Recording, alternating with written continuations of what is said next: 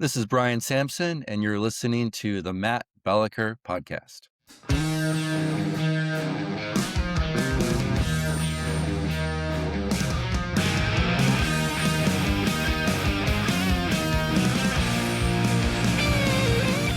Today's guest knows what pairs well with a Malbec. He's a fellow Bruin, world traveler, foster child advocate, and founder of Plugg Technologies. Please welcome Brian Sampson to the show. How you doing, Brian? I'm doing great. Thanks for the opportunity. Well, it's always exciting to talk with someone who's been to way more countries than I have, which, that in itself isn't a huge accomplishment, but you've accomplished some very impressive feats. But I know you didn't start off the founder of a company. Where did you grow up, Brian? Yeah, I grew up just outside of Chicago, about an hour outside in the suburbs, and that was my life until I went away to undergrad. Okay, so you're a Chicago kid. My mom grew up there, so everyone from the Chicago area is basically a saint, in her opinion. And I'm not one to argue. But what was your first job? Like, what was the first thing you did that someone paid you for? Yeah, so I think there's kind of two threads there. There's I grew up like you had to earn it. So, cutting lawns, tarring driveways, shoveling snow, raking leaves, whatever I had to do. And then, gosh, it must have been like a week after I turned 16, was eligible to work. I was in the restaurant game. So I worked for a restaurant called Fuddruckers. Not everyone has been there, but it was a really kind of weird first job because my position was like guest service relations, and I made like, I'm going to date myself, I made like $5.25 an hour, but I was tip eligible. But I was in a role that nobody knew if they should tip me or not. Because at Fuddruckers, for the audience who's been there, you place your order at the counter. It's not a sit down restaurant. You place your order at the counter. There's a whole like salad bar to dress your burgers and everything, and get your sodas. And they would call, Matt, your order's ready. And, you come up and dress your burger and go sit down. And then I would appear and go, would you like a refill of your soda? And I'd go fetch it for you. Or, would you like a balloon for your kid? Or can I take your plate? Well, here's a menu for the bakery. Can I go up and buy you a pie with your money? So it was very awkward. And, like if I was lucky, I made an extra $3 in tips, which I really had to work hard for. So you had to be like, here's a slice of apple pie. Do you know I'm tip eligible? Exactly. So I kind of feel like I was ahead of the game, because now anywhere you go, they flip that screen and you feel obligated to tip. I really could have used that back in the day. Yeah, now they ask you to tip machines. I've seen that at places where there's no human interaction, but they want you to tip. So we've come a long way. I think everyone should work in food service, at least for some point. You really see how much of a pain in the ass some people can be. You also improve your own customer service skills. What are some of the more important tenets or lessons you learned from your days at Fuddruckers? Yeah, man, I'll admit I was probably pretty lazy, but it was a pedestal for me to get to a very famous Chicago restaurant that has since gone nationwide called Portillo's, and worked there for 5 years to help pay for college, and kind of got promoted and learned all about, man, there's so many different line managers there and different line manager styles, and the kitchen staff was mostly from Mexico. So I learned about cross-cultural and like work ethic. And I had this one boss who, man, like I just loved, you would kind of walk down the line, and, there was, like you're always used to someone correcting you when you're doing something wrong, right? But he totally flipped it. And whenever he saw you doing something good, he'd say, that's why, Brian, that's why you're the guy, and man, that meant so much to me. And I think it totally flipped like the way that I saw leadership at a young age. So how did you see leadership? Well, I saw it as, it didn't have to be this like bad authoritative figure, like it could actually inspire you to do your best. Yeah, there's lots of cheesy quotes about leadership, but one of my favorites is basically what you're saying. It's like a leader is someone that motivates others to do great things, or just to improve whatever you're doing. It's pretty hard to be motivated in the long term when you're always being yelled at. It's like there's a balance. So I understand you didn't stay in Chicago forever. Tell us about your move. Yeah. Gosh, I'm going to sound so old on the show.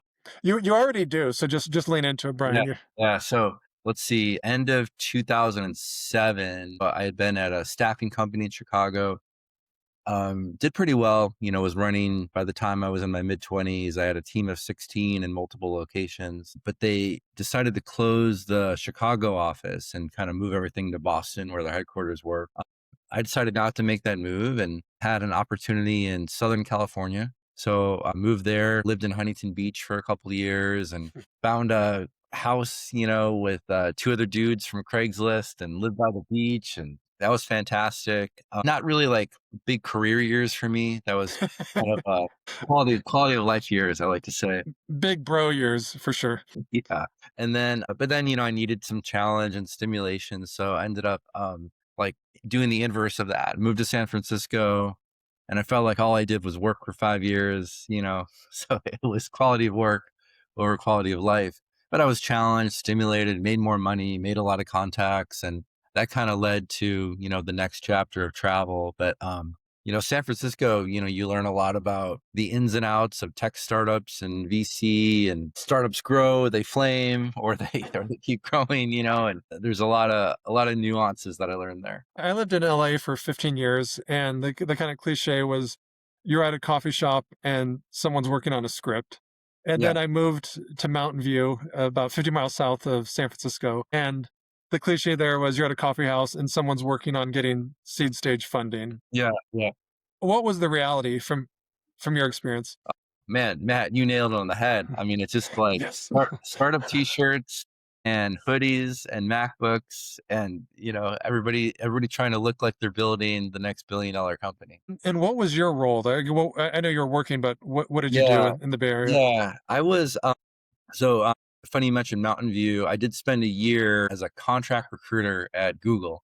So, did the whole Google bus and ride my bikes to, grab as many Walla smoothies as I could, the 21 restaurants and cafes and stuff. But ultimately, that got me into the tech startup world in San Francisco where I was living.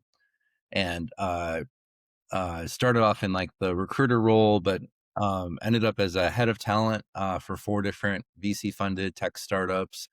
A couple did pretty well. We had a IPO at Lending Club, and then a acquisition.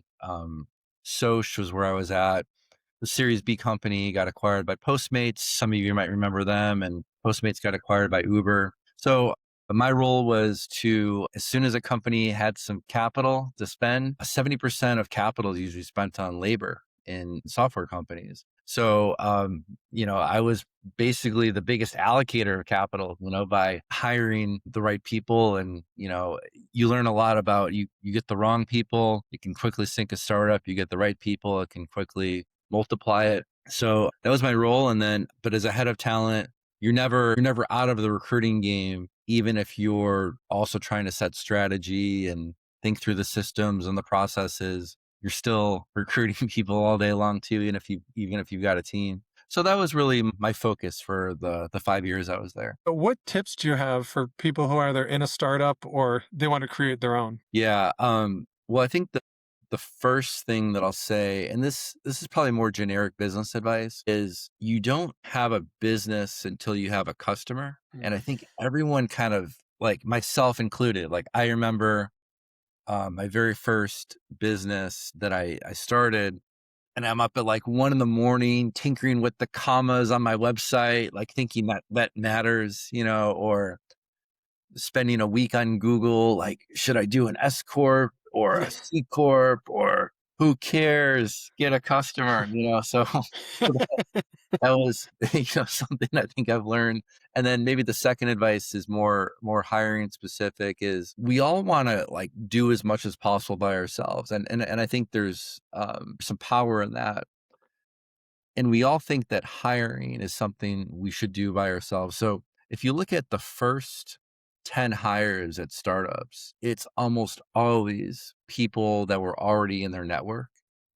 And I mean, that could be great. You look at companies like PayPal, the PayPal mafia is, exploded all over Silicon Valley. And it's like the first 20 people are all like billionaires and have gone on to create their own other companies. But I think that's rare. Mostly, I think founders make mistakes by hiring people so close to them. They look like them, they talk like them, they think like them. So that's where recruiters tend to add the biggest value is you usually bring a recruiter on as soon as you've exhausted your network. But what if you did that a little bit earlier? You might get different points of view, different ideas, different levels of creativity, perspectives, and so forth. So go a little earlier to the recruiting well than wait. Yeah, don't wait till you absolutely need it, folks. And how did you end up at UCLA Anderson? Yeah, it's funny. So my wife, she grew up as a child of expats. So her dad worked for a hotel. He grew up all over Asia, and I was just fascinated. Like here I am, like kind of sheltered Midwest kid. For vacations, we go to Wisconsin. And she's telling me about like, oh, this one summer we went to Hong Kong, and this other summer we went. Oh my god, like this is cool. So I really wanted to be an expat. So I started looking at a bunch of different international programs and I applied to UCLA has this cool program where it's like tied to the hip with National University of Singapore. And most people have never heard of NUS, National University of Singapore, but it's actually the number one university in Asia. But here in the States, we don't care about anything that's that. So I learned that pretty quickly. Like, yeah, you see that diploma from NUS? Like, Oh, we don't care. who's NUS? Yeah, I've never met her. Yeah. So anyway, I thought that would carry a lot of weight in Asia.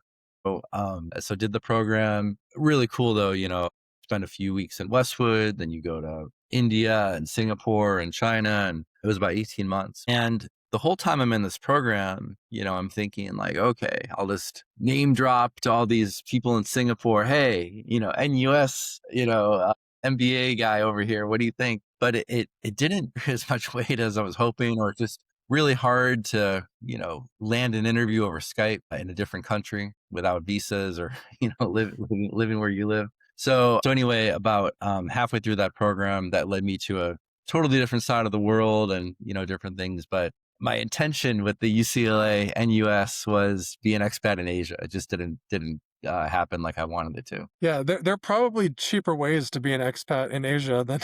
But I mean, you have a piece of paper, so I guess it's not for nothing. I want to get more details on this story you had where you're at a medium rare steak and a Malbec. What's the situation there, Brian? Oh, well, I don't know if there's a specific story there, but I'll tell you, right around that time period, I found an investor who was um, open to like different things that I was looking at.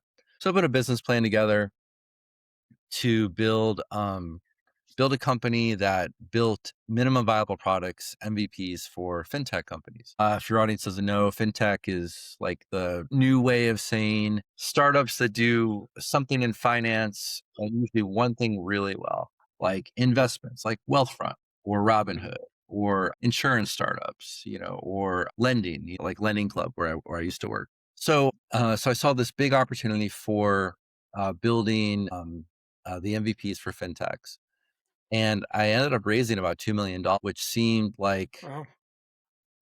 it could have been a billion for, from where I grew up. But it got me like started to add up the costs in San Francisco. What if I, had done that there and, I would have run out of money in like the third month. So, ended up getting my expat experience, convinced my wife and we moved to Buenos Aires. And that's where we found amazing software engineering talent, live like a local and your dollar goes really far in a place like that. I describe it sometimes as maybe like the most first world of the third world countries. Hmm. It's developing. There's a lot of volatility, some chaos, high inflation, big queues, subway strikes. But then you also have tree-lined streets and this just kind of beautiful, beautiful roads and flowers and cobblestone streets and cafes and old Parisian architecture because you got this very European style to Buenos Hmm. Aires. Mega city, 14 million people. And I just loved it. And if you like steak, there is no better place in the world, and I'm not talking about, like, you've gotta go to the, high-end steakhouses there. This is just like the average, corner diner that has a steak, and you get steak, you get Malbec, this amazing red wine they have there, and my wife and I would eat out every night for, like, $40 total and just eat like kings. It was incredible. So, why'd you leave? I I don't know, I guess as I talk about it. I was like, "You're in heaven," and you left. Yeah, as I talk about it, I should stay, but, we wanted to start a family, so we ended up, relocating. We live in, Hawaii today. Wow. Well, what island? We're on Oahu. For those who've never been to Hawaii, there's 4 major islands. Oahu's the biggest, the most populated, I should say. So about 1,000,000 of the 1.4 million live on Oahu. It's where Honolulu is. We have a Costco, all that. And I'm from Southern California, and actually had a guest who grew up in San Diego and lived in Maui for about 15 years. And culturally, it's different living there than being a tourist. What was your experience like? Sticker shock. Well, and I also realized that a lot of people like to visit Hawaii and they blow it out, for the week that they're there. Mhm. But so I think we realized within like 6 months of having guests, because they would come and they wanted to like do all these things and we do those things with them. So like we're not gonna make it here. We have to say no. Yeah. It's so yeah, we have to learn how to say no. So uh I'm not saying that it's not expensive here. Groceries are highest in the nation, but I think the secret to living here, sadly, is make your money from a different place in the world. It's almost like that, arbitrage people might talk about of like, I'm a digital nomad and I make my money from clients in the States, but I live in Bali, right? Mhm, It's kind of that same thing. There's no Fortune 500 companies here. There's not a lot of like big money jobs. You have to kind of create it, to mhm. do it here. And what keeps you there? I mean, it's obviously natural and beautiful. You're pretty close to Asia. What's Yeah, what's both tell our us about the good stuff. yeah, both our kids were born here. So they're 5 and 6, so they've spent their whole lives here. I mean, quality of life and raising a family here is unbeatable. Like amazing weather, just 2 days ago. I mean, this is December and my I picked my son up from school and we went hanging out at the beach, right? And we're swimming in the water. And I live in Southern California, but we didn't do that in December. No, it's a very different Yeah. Yeah. So, experience. we're just kind of riding the waves and eating sushi and poke bowls. And it's really special. It's a really, really nice place. It's another kind of paradise. It's incredible. And I obviously want to learn more about Plug, but before that, I understand you're an advocate for foster children. How obviously great cause. How did that come about, Brian? Yeah, thanks for giving me the chance to talk about that. In early 2020, so this is like right about the like right against that pandemic, when COVID started to happen. My wife and I were at our church and someone came to speak about foster care in Hawaii and there's a lot of kids that need homes. And I'll be honest, I don't think I knew a single foster kid or foster parent. It just wasn't in my Mhm. circle. And it was really interesting to me and also really sad. You hear about these kids and they kind of go from home to home in a trash bag and Matt, you and I are fully formed adults and like we've gotten to where we are in our lives by the choices we've made, right?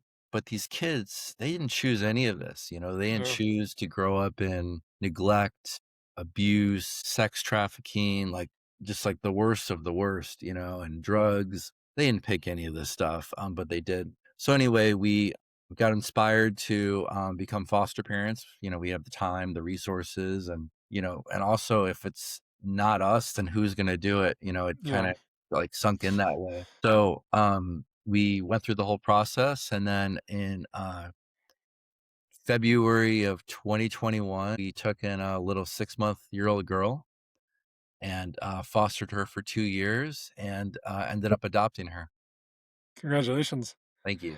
And I guess obviously you're a success story. We hear lots of concern or people get intimidated uh, to do something. What advice do you have for those people? Yeah. Well, you don't have to go all in like right away. There's something called respite care, which is another way to say you can give a foster parent a break Mm. for a day or a weekend. Because by the way, like it's kind of tough on foster parents.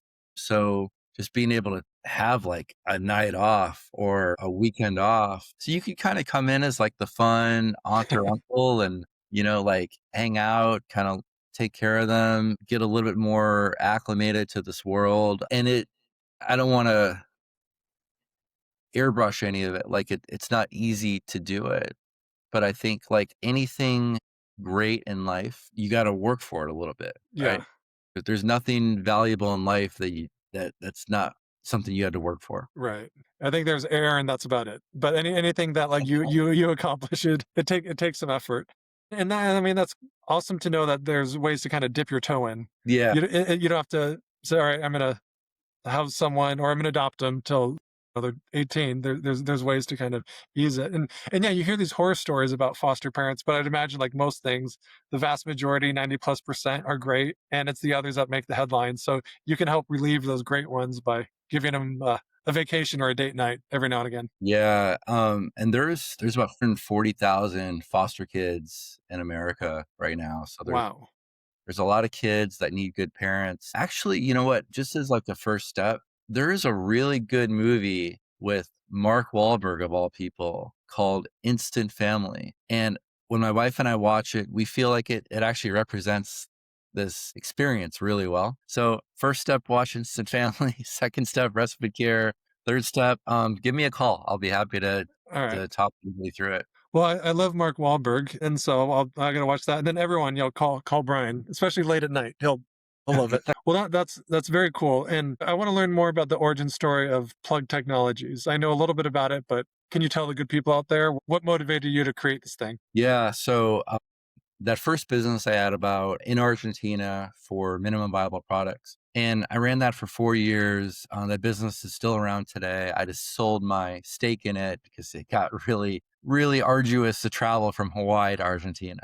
There's really no easy way to get there. And we started having a family, and I didn't want to be away, for that long. But man, did I love Latin America, and I saw the 2020s shaping up as the decade for Latin America. So I knew that this is where I wanted to focus. But I also saw maybe some faults in the way we structured the business, that first company. We were steadfast on having a centralized office and everybody come to the office. And this is, long before like COVID made it cool to work remote. So, we were all in one office and we, went all in. Like we had a bar, and Sado, like a Parisha, so you could, grill meat, on Fridays for the team, and FIFA and a pool table and all that stuff. So we really invested there, and then we paid our team in local currency, to try to get the currency boost, currency arbitrage. And then we had all these layers. So if a client wanted to, talk to our engineer, first they had to go through our director and then the architect and the project manager, then the lead, and then finally, the engineer who's doing the work. And so I thought those were like three issues. So I wanted to create a new company called Plugg that was more like kind of clean, easy staffing. So we optimized from day one. Everybody is remote. We have almost 100 people that we've recruited that we're paying, but are working for clients directly. Number two, we pay them all in US dollars. So it gives everybody kind of peace of mind of a low inflation currency, or at least, I was like, wow, U.S. dollars are low inflation, I guess, yeah, relatively speaking, but yeah, relative. I mean, let's pretend the last couple of years didn't happen that. yeah, yeah, fair enough. We'll pretend it's 1971. It's pretty Yeah. stable. Yeah, Yeah, yeah, we're on the gold standards. yeah. And then number 3 was we got rid of all the layers. So now that say director of engineering at a client is talking directly to our engineer, and there's no layers in between. So there's not this kind of confusion for the engineer of like, am I wearing the Plugg t-shirt today or am I wearing the client t-shirt? You're wearing the client t-shirt always. And I want you to feel you're part of the team. We just happen to facilitate the introduction. We make sure, all the payroll compliance, everything in your country is is fine. So the client can be a US company and pay us as a US company and not have to worry about anything that's happening south of the border. But the relationship can be direct. And I think that's Mhm. really important for great work to happen. Nice. And you mentioned it's not a business till you have a customer. You don't have to give the name, but like describe your first customer. Yeah. Gosh, we with Plugg, do I remember this one? We had a lot of venture funded tech startups at the beginning, and we've broadened out. So we work with a lot of like mid-size, mid-market type companies now too. Okay. And you've worked in recruiting in the States and now Latin America. What are some of the bigger differences in the talent pool across the countries? Yeah. Well, you know what I'll say is that I think the gap is closing and closing fast. What I really like about Latin America is the English level is not only really good, but it's like US style English. Mhm. If you call United Airlines, and you get caught up with a call center in Asia, yes, they speak English, like no doubt. Mm. But it doesn't feel like it's our English. You know what Right. I mean? It kind of feels like it's scripted or It's more the King's English, not the yeah, revolutionaries' English. Yeah. and if it goes off script, like, you kind of feel like this is gonna go sideways fast, you know? So, I think with Latin America, there all this volatility we talked about is actually an advantage, and why I say that is, if you're hiring people, you typically want people that are gritty, scrappy, proactive, humble, hungry, clever, critical thinkers. So growing up where you lose money overnight to inflation, government mismanagement, crazy political infrastructure, you just become like this is just traits and intangibles and attributes that you just develop overnight. And it's a lot of stuff that if you live in like the safe, developed world, we take a lot of that for granted, Mhm. like that everything just kind of works. And when it doesn't, we freak out because we're not, we don't understand how to deal with hard. We need a mental health week. So, like, you see all these job descriptions, like, I want people that are gritty, scrappy, outside the box thinkers. I'd argue that Latin America produces that even better than the States because they're used to it, and then all the other things are leveling the playing field, all the software languages and, VC money is going to Latin America. So they're building their own tech startups. They're getting used to that. AI, all the different tools there. So all this is really kind of leveling the playing field. So I think the gap is really, really close, but the cost is not, and that's where Right. arbitrage comes into play. Well, there's you're a good businessman. And you brought up some important points. You said when people hire, they want people that are gritty, hardworking, industrious. And at least when I was dating myself growing up, you think, oh well, if you graduate from Princeton, people are going to really want you. Or if you have a Harvard degree, people are going to be lining up. I know I'm going to be very stereotypical. A lot of those kids grit, like there are some, don't get me wrong, but it's like chances are they come from means. They are very book smart, but have never really had to struggle. How do you kind of square that circle? Or is that where, I mean, do you think people now who have Harvard degrees are going to say like, no, I don't. I grew up in Argentina. Like, how's this going to play out, Brian? Yeah, well, maybe what I'll say is that, and this might be a slightly different thread, is I think what you often see with, a lot of the, people that go to like go where they're supposed to, and then they follow the next trap of they work at Google or Apple or, McKinsey Right, Bank. I was about to say McKinsey. You beat me Yeah, to it. yeah, or investment banks, so they all kinda go the typical path, and they kinda do what's expected of them, Yeah. right? And, but I think this world is changing fast, with AI, machine learning, wild career paths, and like people just need to be super creative and not afraid to take risks, Mhm. right? Because like you're not competing with I think 15 years ago, if you graduate from Princeton or Harvard or Yale, you're really competing with the top Ivy League kids, right? But I think now your competition, your total addressable market of competition is so much bigger now. And the differentiator has got to be creativity and scrappiness. And how do we teach we're parents, how do we teach creativity and scrappiness? Yeah. I mean, as a father of a 5 and a 6-year-old, I think about this a lot. I think what I'm doing, at least from the scrappiness, is make sure my kids always have chores. Nothing Mhm. is given to them. So, they've been washing the car since they were 4 years old and,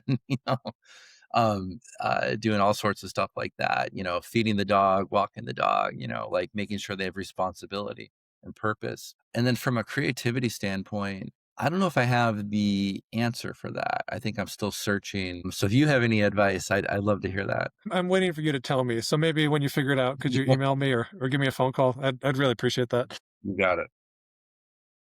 What have you done career-wise, Brian, that you're most proud of? Yeah. I was thinking about this the other day that with Plug, for example, we have a team of about 100. When you do our internal team and all the engineers that we're billing out. So I take pride in having 100 families that this vision for Plug from a few years ago is now supporting 100 families, and I really I'm proud of that. Very cool. And what are you optimistic about? About. I think there's a lot to be thankful for. I think a lot to be optimistic for. Um, I'm excited about when the world shifts to meritocracy. So when it's, I think, equal opportunity and everyone has the chance to shine in a meritocratic process. That's what gets me excited about it. And I think we're there. I'm happy to hear that. Where can people learn more about you, Plug Technologies? Where can we funnel these folks, Brian? I appreciate that. Plug Technologies. The website is plugg.tech, TECH. And my email, and you guys can email me anytime. Matt, especially, I invite you anytime. Brian at plug.tech. All right, just get those emails going. Brian Sampson, thank you so much for joining us. Really appreciate it. Oh, thank you. Thank you for listening to this episode of the Matt Balaker podcast. To learn more, please check out mattbalaker.com and encourage your friends to like, subscribe, and share. Really appreciate it.